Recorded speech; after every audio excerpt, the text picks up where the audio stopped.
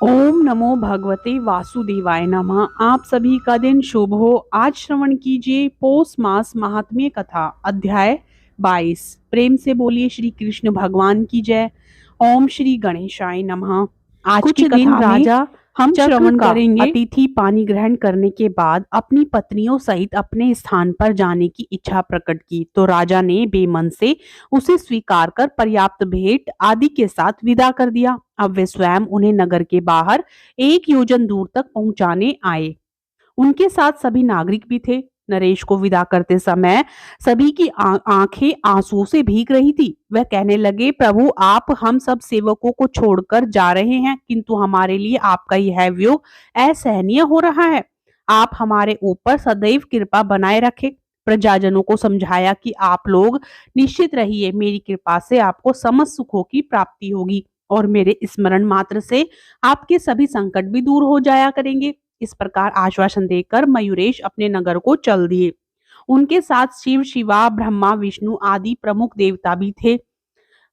आदि सभी गण उनका जय जयकार करते हुए चल रहे थे। निश्चित अवधि में गंतव्य स्थान पर पहुंचकर सभी ने कुछ देर विश्राम किया और कुछ दिन बाद में निकल आए।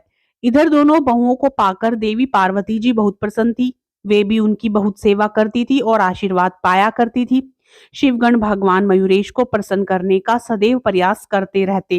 तभी एक दिन शिव, शिवा, ब्रह्मा, विष्णु आदि के सामने मयूरेश ने बड़ी गंभीर वाणी में कहा कि देव गणों में एक महत्वपूर्ण बात कहता हूँ, आप सभी ध्यान पूर्वक सुनिए।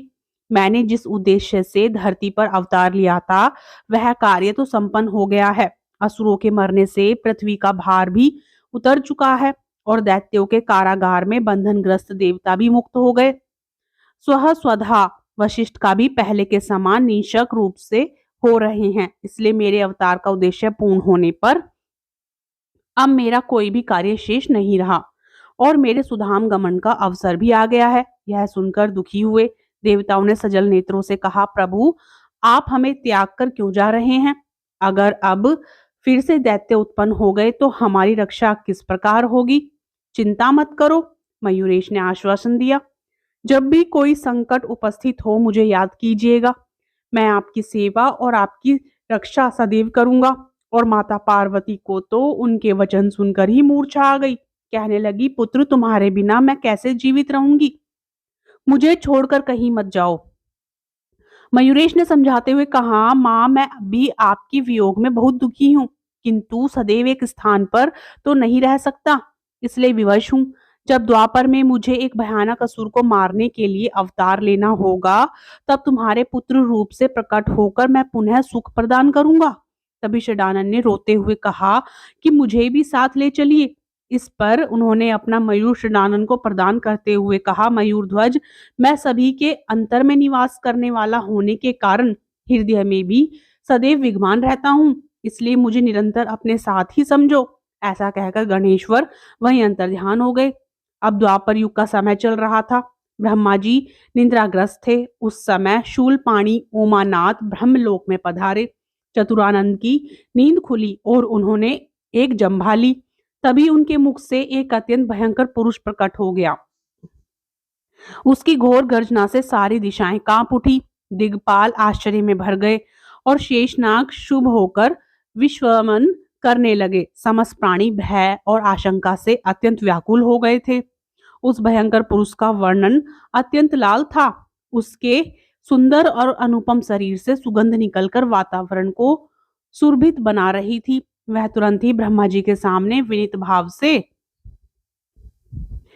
उनकी उन्हें देखकर विस्मय में भर गया और पूछने लगा कि तुम कौन हो और कहाँ किस प्रकार उत्पन्न हुए हो और क्या कहना चाहते हो? तब वह पुरुष विनयपूर्वक बोला कि प्रभु आपस में और समस्त ब्रह्मांड के उत्पन्न करने वाले हैं, फिर भी आप अनजान की तरह मुझसे प्रश्न क्यों कर रहे हैं? आपने जम्भाई ली तभी मुख में से उत्पन्न हुआ आपका पुत्र हूं, इसलिए आप मुझे अपने पुत्र के रूप में स्वीकार कर मेरा नामकरण कीजिए। फिर मुझे रहने का स्थान और आहार दीजिए। मेरा क्या कर्तव्य है यह निर्देश दीजिए। ब्रह्मा जी उसके सौंदर्य और विनीत भाव पर मुग्ध और प्रसन्न थे। वे कहने लगे, पुत्र तू अत्यंत अरुण अंग कांति वाला होने के कारण सिंदूर नाम से पुकारा जाएगा। तुझ में तीनों लोकों को वश करने की अद्भुत सामर्थ्यता होगी। तुझे पंचभूतों, देवताओं, दानवों, यक्ष और मनुष्यों से किसी प्रकार का भय नहीं होगा। इंद्र आदि लोकपाल भी तेरा कुछ नहीं बिगाड़ सकेंगे। दिन हो या रात, तुझे कभी भय नहीं होगा। पुत्र ने आज्ञाकारी सेवक की तरह अपना मस्तक झुकाया। ब्रह्म जी उससे और भी संतुष्ट हुए। उन्होंने फिर से कहा, बेटा, तुझे किसी भी सजीव निर्जीव वस्तु से भय नहीं होगा। जब तू क्रोधपूर्वक किसी को भी अपनी विशाल भुजाओं में जकड़ लेगा, तब उसके शरीर के सैकड़ों टुकड़े हो जाएंगे। अब तू तीनों लोकों में जहां कहीं भी रहना चाहे वहां रह, तुझे कोई नहीं रोक सकता। सिंदूर ने श्रद्धा भक्ति पूर्वक पिता के चरणों में प्रणाम किया और फिर कोमल वाणी से बोला, हे अखिल ब्रह्मांड शवर, आप सत्व, रज और तम तीनों गुणों के साधन द्वारा संसार की उत्पत्ति, स्थिति और प्रलय करते हैं, जबकि आपके साथ ही समस्त विश्व तमसाव्रत होकर सो जाता है। करोड़ों कल्पों तक घोर तपस्या करने पर भी आपके दर्शन संभव नहीं होते, किंतु मुझे वे सहज ही प्राप्त हुए हैं। अब इससे बढ़कर और सौभाग्य की बात भला क्या हो सकती है। ऐसा कहकर सिंदूर ने चतुरानन भुजा की प्रभु की परिक्रमा की, चरणों में प्रणाम कर उनकी आज्ञा लेकर पृथ्वी की ओर चल पड़ा। अभी कुछ दूर ही गया था कि उसके मन में एक शंका उत्पन्न हो गई कि न जाने कितने जन्मों के पुण्य संचित होने पर, कठोर तपस्या करने पर ऐसे वरदान की प्राप्ति हो सकती होगी, किंतु मुझे तो बिना जप तप और वेदाध्ययन किए सहज में ही यह दुर्लभ वर प्राप्त हो गए। कहीं ऐसा तो नहीं कि मेरे पिता ब्रह्मा जी ने मुझे वैसे ही पहला दिया हो, इसलिए इसकी परीक्षा तो करनी ही होगी। सिंदूर ने फिर सोचा कि परीक्षा तो होनी चाहिए, लेकिन किस प्रकार यह परीक्षा ली जाए। यहाँ कोई भी ऐसा प्राणी दिखाई नहीं देता जिसे पकड़कर देख लूं कि उसे पकड़ने पर उसके 100 टुकड़े होते भी हैं या नहीं। अब कहाँ चलूं? कहीं भी कोई भी दिखाई नहीं देता। तब क्यों ना ब्रह्मा जी पर ही इसकी परीक्षा ली जाए। ऐसा निश्चय कर फिर से ब्रह्मलोक की ओर ही लौट गया। उसने ब्रह्मा जी के पास जाकर घोर गर्जना की और अपनी भुजाओं को तोलने लगा। पद्मियोनी उसके हाव भाव देखकर मन ही मन उसकी बात को जान गए, इसलिए भय के कारण दूर जाकर बोले कि कहो पुत्र, कैसे लौट आए। सिंदूर ने कहा, पिताजी कुछ नहीं, मैं तो बस आपके द्वारा दिए गए वरदान की परीक्षा लेना चाहता हूँ। जब मुझे कहीं भी कोई दिखाई नहीं दिया तो यहाँ आना ही उचित लगा। ब्रह्मा जी ने दूर से ही कहा, पुत्र, मैंने तेरी सुंदरता देखकर ही मोहवश तुझे वर प्रदान किया था। मुझे तेरी इस कुटिलता और दुष्टता का पता नहीं था कि तू मेरे वरदान का परीक्षण मुझ पर ही करेगा, इसलिए विषधर को दूध पिलाने पर उसमें विष की ही वृद्धि होगी। इस सिद्धांत की ओर तो मेरा ध्यान ही नहीं गया। सिंदूर सुनता रहा लेकिन फिर भी नहीं माना और अनसुना करके वह ब्रह्मा जी की ओर ही बढ़ने लगा। तब वे पीछे से हटते हुए बोले, अरे मूर्ख, अब तू असुर भाव को प्राप्त होगा और तुझे मारने के लिए गजानन भगवान अवतार लेंगे। श्राप सुनते ही वह जोर से हंसने लगा। ब्रह्मा जी की ओर झपटा। यह देखकर तो प्राण बचाकर भागने लगे। पीछे पीछे असुर भी दौड़ पड़ा। यद्यपि ब्रह्मा जी असुर की अपेक्षा दुर्बल तो थे, प्राण के मुंह से बड़ी तेजी से भाग रहे थे। वे भागते भागते पसीने से लथपथ हो गए, किंतु असुर ने उसका पीछा नहीं छोड़ा। चतुरानन बैकुंठ धाम पहुंच गए। वहां कुछ श्रम हल्का करने के लिए रुके ही थे कि असुर वहां पर भी आता हुआ दिखाई दिया। अब वे बड़ी तेजी से दौड़कर भगवान विष्णु के पास जा पहुंचे, जहां भगवान विष्णु ने उद्वेग देखकर तुरंत अपने पास बिठाया और पूछने लगे कि विधाता, आप इतने डरे हुए क्यों हैं? आपकी देह भी पसीने से भीग रही है, लगता है बड़ी तेजी से भाग कर आए हैं। ब्रह्मा जी बोले, प्रभु, मुझे निंद्रा आ गई। तभी पार्वती पधारे। मैं निंद्रा से उठा तो मुझे जंभा आ गई और मेरे मुख से लाल वर्ण का एक सुंदर महाकाय बालक उत्पन्न हो गया।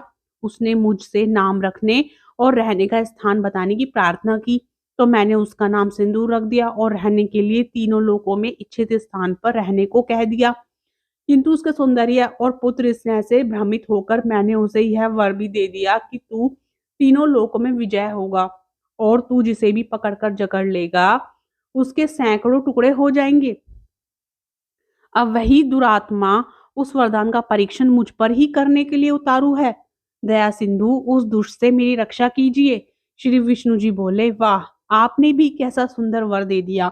उसे बिना विचार किए हुए, और अब आपका यह पुत्र मोह केवल आपको ही नहीं बल्कि तीनों लोगों को यातना ग्रस्त करने वाला है। दोनों के बीच में इसी प्रकार की वार्तालाप चल रही थी कि दौड़ता हुआ सिंदूर वहां पर आ पहुंचा।